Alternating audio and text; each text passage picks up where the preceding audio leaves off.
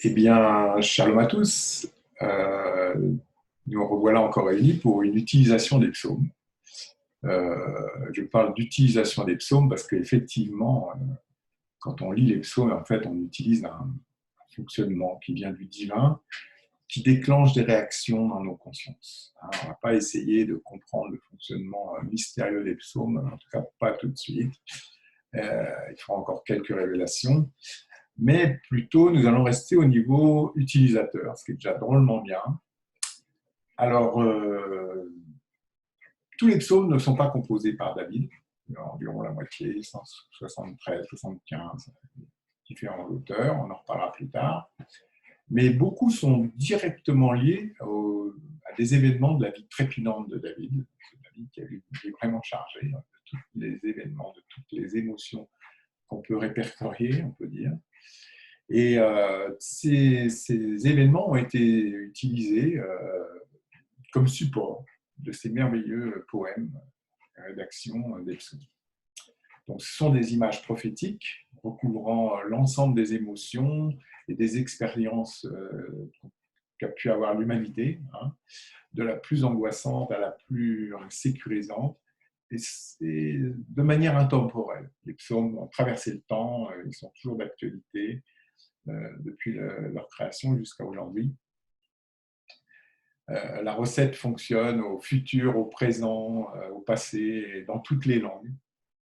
C'est ça qui est intéressant d'ailleurs à noter, c'est que des textes sacrés comme ça, auxquels l'hébreu se prête le mieux, quand même, les traductions fonctionnent.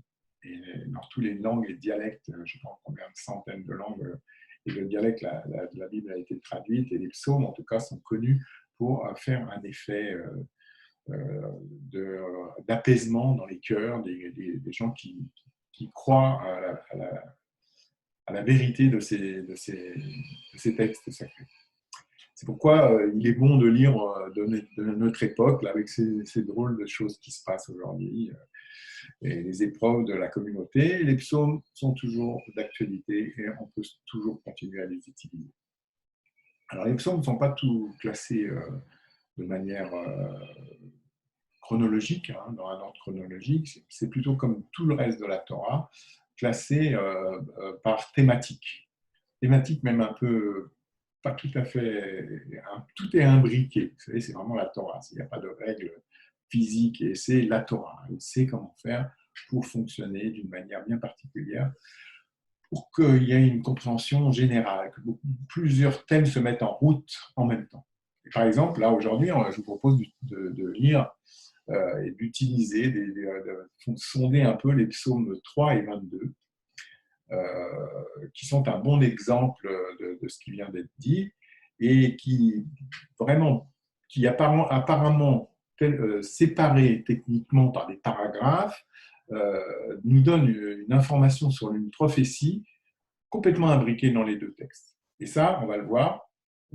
Déjà, on va parler du psaume 22, qui, dès les anciens commentaires traditionnels juifs, le psaume 22 est considéré comme étant la vision prophétique que David a eue de la rédemption du peuple juif en captivité en Perse, sous le règne d'Arachvérosh, Assuréus, et de la merveilleuse histoire de la reine Esther. Donc, c'est une vision prophétique qui est en connexion avec le psaume numéro 3, qui, lui, est même dans le début, dans le titre du psaume, est annoté comme étant écrit pour raconter la fuite de David devant son fils Absalom.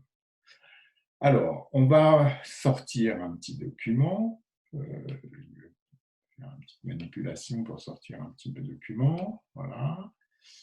Voilà.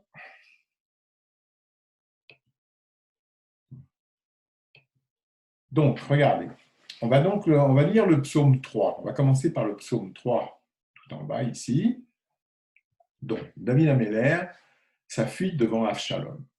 Donc, c'est le psaume numéro 3. Mais vous allez voir qu'il est en relation avec c'est l'histoire qui est racontée dans 2 Samuel 15. Donc, on le situe, David Améler, c'est 3000 ans avant nous. Donc, c'est moins 1000, moins 960. À cette époque-là, David, à l'époque de cette épopée-là, David a environ 65 ans, c'est quelques années, 5 ans avant sa mort, puisqu'il est mort en 70 ans. Et donc, 5 ans avant sa mort, son fils Avshalom, il lui fait un sale coup. Il fait un coup d'État, il veut devenir roi à la place de son père, et David s'humilie et accepte le challenge et se dit, c'est peut-être pour des choses que j'ai faites. S'il y a un jugement de Dieu, je l'accepte. Et David va donc quitter le palais. On connaît l'histoire dans 2 Samuel, mais on va déjà lire un petit bout du psaume numéro 3. Alors, psaume de David, à l'occasion de sa fuite devant Avshalom, son fils. Ô Éternel, que mes ennemis sont nombreux, quelle multitude se lève contre moi. Combien qui disent à mon sujet, plus de salut pour lui auprès de Dieu. Pause. C'est que quand il y a pause, c'est réfléchissez bien à ce qui vient d'être dit, parce que c'est déjà très, très costaud tout ce qui vient d'être dit. Et donc c'est Sélah en hébreu, hein, le mot Sélah. Mais toi, ô Éternel, tu es mon bouclier, tu es ma gloire et tu relèves ma tête. De ma voix, je crie à l'Éternel et il me répond de sa montagne sainte. Pause. Alors déjà, on voit encore le fonctionnement des psaumes. Toujours description d'une inquiétude, d'une angoisse, d'un danger. Et puis, d'un verset à l'autre, ça passe à je me tourne vers l'Éternel, tu es ma gloire, tu relèves ma tête. On voit David qui est donc transformé par les pensées qui lui viennent des cieux et qui lui renforcent sa foi et qui lui font pas oublier le danger, mais lui font reconsidérer le danger, dans le sens où il sait que c'est Dieu qui a tout entre ses mains. Donc, on voit donc maintenant le texte est écrit dans 2 Samuel 15, 16. Alors, dans 2 Samuel 15, on décrit David quittant le palais, laissant les concubines et tous les gens les plus fidèles qui le suivent. Et il y a David qui encourage même certains à ne pas le suivre, que ça ne les considère pas. Il demande aux sacrificateurs de retourner avec l'Arche sainte à Jérusalem, de ne pas partir avec. Enfin, il y a tout un tas d'informations à l'intérieur. On le voit monter à pieds nus le mont des Oliviers. Pour ceux qui connaissent la ville de Jérusalem, il quitte la cité de Ir-David, la cité de David. Il traverse la vallée du Cédron et il va monter le mont des Oliviers en travers comme ça, et pieds nus et se jetant de la cendre sur la tête comme quelqu'un qui est en deuil. Bon, voilà, c'est décrit, c'est très pathétique. Et puis d'un seul coup, il y a un verset curieux qui nous dit comme ça, 2 Samuel 16. David était arrivé jusqu'à Barourim, et voici, il sortit de là un homme de la famille de la maison de Shaoul, nommé Shimei, fils de Guéra. Il s'avança en prononçant des malédictions, et il jeta des pierres à David et à tous les serviteurs du roi David, tandis que tout le peuple et tous les hommes vaillants étaient à la droite et à la gauche du roi. Shimei parlait ainsi en le maudissant. Va-t'en, va-t'en, homme de sang, méchant homme. L'Éternel fait retomber sur toi tout le sang de la maison de Shaoul, dont tu occupes le trône. Et l'Éternel a livré le royaume entre les mains d'Avshalom, ton fils. Et te voilà malheureux, comme tu le mérites, car tu es un homme de sang. Alors Abishai, fils de Tcherouja, dit au roi, pourquoi ce chien mort maudit-il le roi, mon seigneur? Laisse-moi, je te prie, aller lui couper la tête. Mais le roi lui dit, qu'ai-je à faire avec vous, fils de Tserouja? S'il maudit, c'est que l'Éternel lui a dit, maudit David. Qui donc lui dira, pourquoi agis-tu ainsi? Alors là, il se passe quelque chose. C'est que David, imaginez, il est en fuite. C'est pas facile pour lui parce que son fils Avshalom, il était capable de le tuer. Il avait levé une grande armée. Il était capable de faire vraiment un grand massacre. David qui s'en va sans rien. Bon, il y a beaucoup d'amis et beaucoup de gens pour son soutien, mais il n'est pas. Et d'un seul coup, David fait ce que les commentateurs disent, il va s'élever d'un degré ou peut-être de plus de degrés. Il va commencer à comprendre que cet événement, c'est ce qu'il a toujours compris dans sa vie, tous les événements de sa vie sont des événements qui viennent d'en haut et qui ont des répercussions dans le prophétique. Et là, regardez ce qui se passe. On voit Shimei, Shimei ben Gera. Où est-ce qu'on le retrouve? On le retrouve 500 ans après, dans un autre récit, à l'époque de la reine Esther. Mordéaï donc Morderaï Yehudi, Mardoché, hein, Morderaï, celui qui est donc l'oncle de la reine Esther, qui Morderaï, Ben Yaïr, Ben Shimei. Donc les commentateurs nous disent que David, prophétiquement, comprend qu'il ne faut pas tuer ce Shimei, parce que dans plusieurs générations, 500 ans pratiquement après, il va y avoir quelqu'un de la descendance de Shimei qui va participer et qui va même mettre en place la rédemption du peuple juif dans un autre moment de l'histoire du peuple juif. Donc regardez, on voit par exemple dans Esther 2,5, pour ceux qui veulent vérifier, il y avait dans Suse, la capitale, un juif nommé Mardoché, fils de Yaïr, fils de Shimei, fils de Kis, homme de Benjamin. Donc il s'agit bien du même Shimei, pas un autre, fils de Kis, homme de Benjamin. Vous savez que dans le Tanakh, dans toute la Bible, dans le Tanakh, ce qu'on appelle le Torah, Nevi'im et Tuvim, il n'y a aucune information, même dans le Nouveau Testament, hein, il n'y a aucune information qui ne soit superflue. Donc là, si on nous donne bien le détail de la généalogie de Mardoché, c'est qu'il s'agit bien du même Shimei. Donc on va lire le psaume 22 maintenant. Regardez ce qui se passe, ça continue. Donc psaume 22, c'est donc Esther, le merveilleux livre d'Esther, la rédemption du peuple juif d'une manière miraculeuse, encore une intervention divine n'a pas fini de parler. Et comment ça se passe en moins 500, environ moins 480. Et le psaume 22 nous dit comme ça. On va le lire entier parce que c'est un merveilleux psaume. Au chef des chantes, sur biche de l'aurore, psaume de David.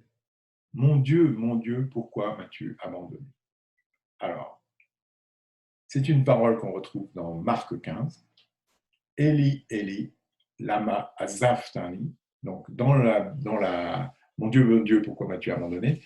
Dans le texte de 2 Samuel, il est le verbe azaphtani, la zov, c'est abandonné en hébreu, ce qu'on a dans l'hébreu moderne, et savartani dans la Brit Hadasha, Eloi, lama savartani, c'est en araméen. Mais c'est une référence au même passage. Donc, on voit que déjà, on parle de rédemption dans le livre d'Esther, mais on va voir qu'il y a déjà encore un autre degré prophétique que David, quand il a été inspiré d'écrire ce psaume, il commence par cette parole qu'on va retrouver à la fin du processus de rédemption du Seigneur Yeshua. Donc, Marc 15. Et on continue. Et t'éloignes-tu sans me secourir, sans écouter mes plaintes? Mon Dieu, je crie le jour et tu ne réponds pas. La nuit et je n'ai point de repos. Pourtant, tu es le Saint, tu sièges au milieu des louanges d'Israël. En toi se confiaient nos pères, ils se confiaient, tu les délivrais. Ils criaient à toi, ils étaient sauvés. Ils se confiaient en toi et ils n'étaient point confus. Et moi, je suis un ver et non un homme, l'opprobre des hommes et le méprisé de tout le peuple.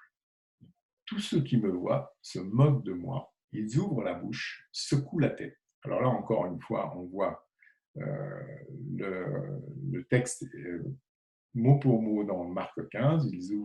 Tous ceux qui me voient se moquent de moi. Ils ouvrent la bouche et secouent la tête. Recommande-toi à l'Éternel. L'Éternel te sauvera. Il le délivrera puisqu'il l'aime. Oui, tu m'as fait sortir du sein maternel. Tu m'as mis en sûreté sur les mamelles de ma mère. Dès le sein maternel, j'ai été sous ta garde. Dès le ventre de ma mère, tu as été mon Dieu. Ne t'éloigne pas de moi quand la détresse est proche, quand personne ne vient à mon secours. De nombreux taureaux sont autour de moi, des taureaux de Bashan m'environnent. Ils ouvrent contre moi leur gueule, semblable au lion qui déchire et rugit. Je suis comme de l'eau qui s'écoule et tous mes os se séparent. Mon cœur est comme de la cire, il se fond dans mes entrailles. Donc là, les commentateurs, encore une fois, dans le livre d'Esther, et qui font le rapprochement entre le livre d'Esther et le psaume 22, nous disent que la reine, imaginez cette reine, cette jeune reine Esther, elle est là, dans le palais de Arachvérosh, qui se prenait pour un dieu, hein, c'était des semi-dieux, dans des palais énormes. Il fallait traverser des cours avec des gardes. Personne ne pouvait atteindre leur roi.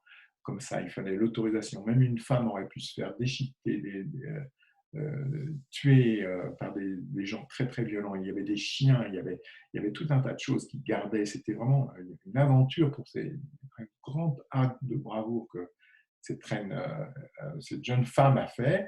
Et les commentateurs disent qu'elle aurait même fait une fausse couche. C'est pour ça qu'elle dit mon cœur est comme de la cire, il se fond dans mes entrailles. Et ils disent qu'il y a vraiment eu, c'était pas rien pour elle de faire ça. Elle risquait sa vie vraiment. Et c'était quelque chose de très courageux ce qu'elle faisait. Donc, encore une fois, dans le psaume de David, 500 ans avant, il prévoit ce genre d'angoisse. Et on continue, ma force se dessèche comme l'argile et ma langue s'attache à mon palais. Tu me réduis à la poussière de la mort, car des chiens m'environnent, une bande de scélérats rôde autour de moi. Ils ont percé mes mains et mes pieds. Je pourrais compter tous mes os. Eux, ils observent, ils me regardent. Ils se partagent mes vêtements. Ils tirent au sort ma tunique. Encore une fois, Marc 15, la scène où le Seigneur sur la croix, les soldats, après l'avoir cloué, attaché, sont en train de partager sa tunique tissée d'un seul fil. Plutôt que de la couper, ils préfèrent la tirer au sort. Et donc, encore une fois, les mots mot pour mot de Psaume 22, écrit 1000 ans avant le Seigneur, avant le passage de la croix, sont mot pour mot ce qu'il se passe. Et toi, Éternel, ne t'éloigne pas. Toi qui es ma force, viens en hâte à mon secours. Protège mon âme contre le glaive, ma vie contre le pouvoir des chiens. Sauve-moi de la gueule du lion, délivre-moi des cornes du buffle. Je publierai ton nom parmi mes frères, je te célébrerai au milieu de l'assemblée. Vous qui craignez l'Éternel, louez-le. Vous tous, postérité de Jacob, glorifiez-le. Tremblez devant lui, vous tous, postérité d'Israël. Car il n'a ni mépris, ni dédain pour les peines du misérable. Il ne lui cache point sa face, mais il l'écoute quand il crie à lui. Tu seras dans la grande assemblée l'objet de mes louanges. J'accomplirai mes vœux en présence de ceux qui te craignent. Les malheureux mangeront et se rassasieront. Ceux qui cherchent l'Éternel le célébreront. Que votre cœur vive à tous. Toutes les extrémités de la terre penseront à l'Éternel et se tourneront vers lui. Toutes les familles des nations se prosterneront devant ta face. Alors, vous voyez comment, toujours pareil, le fonctionnement de ces psaumes, c'est des angoisses, puis d'un seul coup, une exaltation, et ça monte, et ça monte, et ça monte. Et ça monte vers des parties, des temps messianiques, puisque la dernière partie du psaume 22, c'est « Car à l'Éternel appartient le règne, il domine sur les nations. Tous les puissants de la terre mangeront et se prosterneront aussi devant lui. S'inclineront tous ceux qui descendent dans la poussière. Ceux qui ne peuvent conserver leur vie, la postérité le servira. On parlera du Seigneur à la génération future. Quand elle viendra, elle annoncera sa justice. Alors, justice, vous savez, c'est din et chesed. Donc, on sait que les deux millénaires, vous voyez, dans le passage ici, je marqué, début des deux millénaires de Resed. On voit qu'à l'époque où Yeshua a fait l'œuvre de rédemption, les deux millénaires de Resed, les deux millénaires de grâce vont commencer. Et donc, à la fin, il y avait justice. Il annoncera à la fin de ces temps de grâce, il va revenir les temps de din, de justice. Et donc, il annoncera sa justice. Elle annoncera son œuvre au peuple nouveau-né. Alors, vous voyez, c'est quelque chose de très puissant, tout ça. Ce qu'on peut encore remarquer au passage, c'est que vous voyez, Esther engendre Cyrus. Ça encore, c'est des commentaires, mais on pense que de toute façon, c'est cohérent. Et de toute façon, l'œuvre que Esther a de réussir à sauver le peuple juif à l'époque où il était le plus solide, était là où elle était, elle, à Suse, elle n'aurait pas fait cette œuvre, le peuple aurait disparu, et le retour de Judas n'aurait pas pu se faire, et ça aurait été pas possible de faire l'œuvre de rédemption de Yeshua, puisque les descendants de David n'auraient pu être présents sur le territoire de Juda. Donc voilà, c'est quelque chose que je voulais vous partager aujourd'hui. C'est ce morceau-là des psaumes qui est quelque chose de très fort. Alors, je vais essayer d'enlever le sharing. Donc, je voulais vous remercier aussi pour tout ce que vous faites pour nous, de nous donner de l'attention. Je vous remercie. Nous, on est ici en Israël, on est aussi dans le confinement, comme on dit, j'aime bien ce mot-là, le confinement. C'est un drôle de passage. Il vaut mieux s'accrocher à des valeurs sûres comme les psaumes que de commencer à réfléchir à tout ce qu'on est en train de nous faire comme sauce pour nous manger. En tout cas, nous aussi, on est un peu bloqués ici.